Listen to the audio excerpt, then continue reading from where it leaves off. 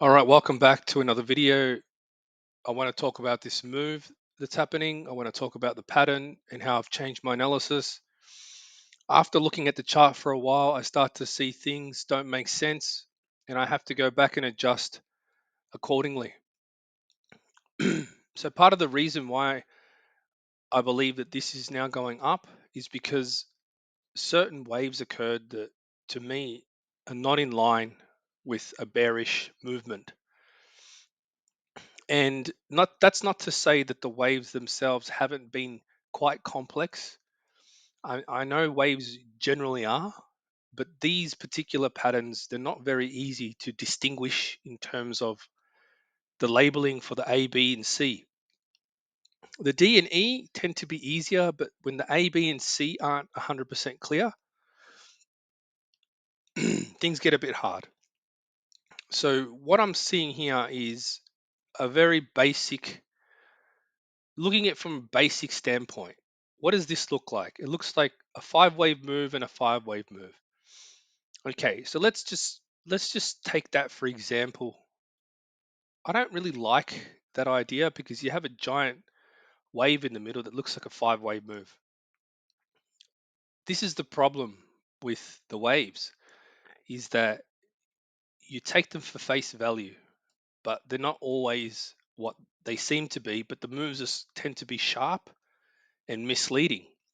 So you're definitely going to come up against these type of scenarios, and you can make money at certain points. Like shorting this made money because if it is a zigzag, then you can't go above the first wave. So that kind of made sense. Then that kind of ended. I saw something that was starting to move up, made some money on the way up as well. But then you get to a point where, well, things stop making sense, and that's a problem. So waiting for things to unfold, you can either set you back a little or you can take some profits, etc. Are you depending on when you notice the problem. Now, at this point in time, I can't tell you for sure that I am 100% on this pattern. I can't say that, right? I have a couple of interpretations of this pattern right now. One of them is what you can see right now on the chart for the B wave. Okay, the B wave contains the five corrective waves. Okay, so does wave two. Okay, they're the same correction all the time. Okay, if you go back to this move here when I told you this is going to move higher, and it did, right? It's the same corrective pattern. Back here, you have the same corrective pattern, right? So what's going on here now?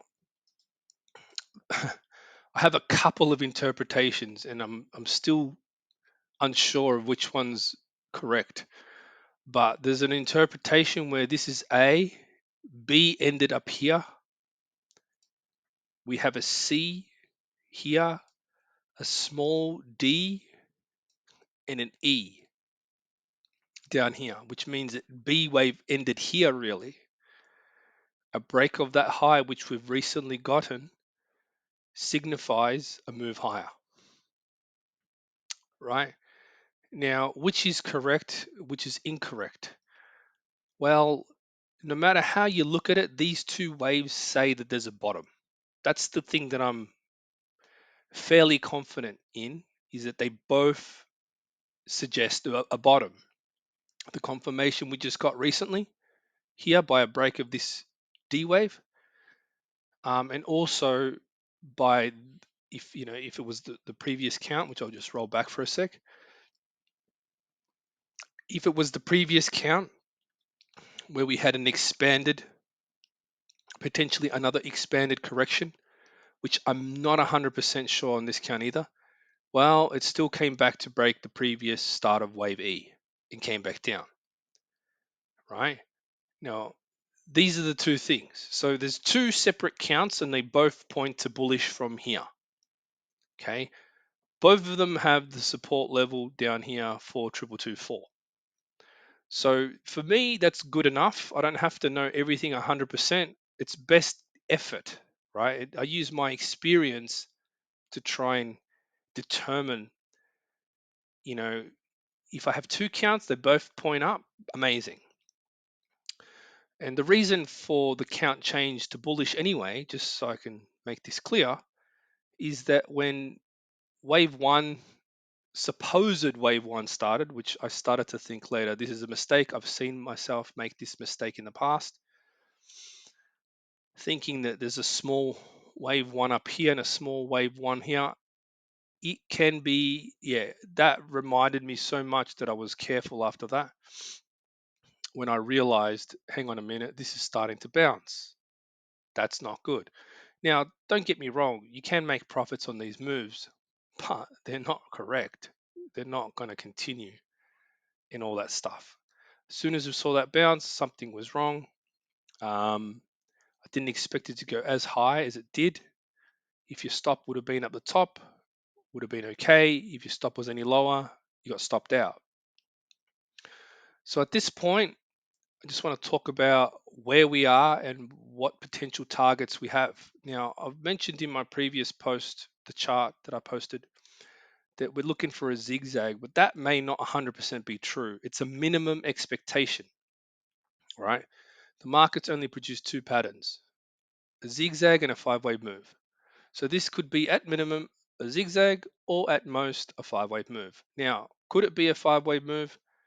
Well, it could be.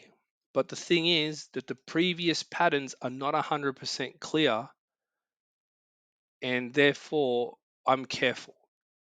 I'm careful to assume new high above the previous high. It can happen. I'm leaning towards it a little bit more, but yeah, it's still doing a bit of work on it. But from my analysis, this particular low here is different on different exchanges. So that's a problem for me. There is a potential that we have a 1, 2, 3, 4, 5 week 5-wave move pattern followed by an A, B, C, D, E, followed by a 5-wave move for a D wave. So that means that this move down could be an E wave with a 1, 2, 3, 4, 5, with the waves getting smaller, like an ending pattern. That's possible. That means we more than likely might see a 5-wave move higher. Okay, it is possible, but let's just start off with a zigzag to the highs and let's see how sharp it gets. If it gets really sharp, then more than likely it is a 5-wave move that will break the highs and make another high. I'm not suggesting that it's going to make a new all-time high, but let's just remember that this is Bitcoin. It does some crazy shit, right? And if it did that, the D wave would be pretty long. I do believe it's a D wave. I have been really looking into this to make sure that I understand what's going on. Didn't think this was a 5-wave move before, but this is definitely a zigzag pattern that's incomplete.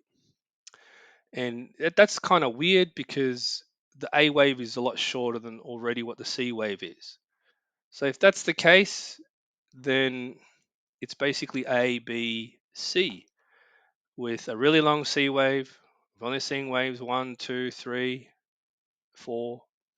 Now we need the final move up, which will push it above, uh, you know, probably around 49 or 50,000, probably higher, right? It could go higher. I'm not 100% sure if it's, well, of course I'm not 100% sure, but I'm not, you just don't know how high it can go, basically. I don't know if it'll quite make the all-time high, but like I said to you before, this is Bitcoin and it's crazy. It does crazy shit, right? You might agree. Anyway, so that's my video for today. I've touched on the obvious stuff, but most importantly, I've highlighted that it's not easy to do this type of analysis, even with your own wave methodology, right? So if you used AriasWave, that'd be even worse. But for myself, even using the methodology I created, this particular pattern has proven tough. But with a bit of luck on our side here, I think we might push higher from this point, no matter how you look at it with the two counts I suggested, right? Now, this is really hard to do because, like I said to you, there are certain waves in here that they shouldn't be there. But with the sharpness of certain corrections that occur these days in this market, well, you've got to try and adjust and then take a look at the bigger picture to sort of see, how can I try and understand this the best way possible so I can put a trade on and make some money, right? That's at the end of the day, who cares about the analysis? We want to make some profits. So hopefully you found this interesting and informative. Thank you for watching.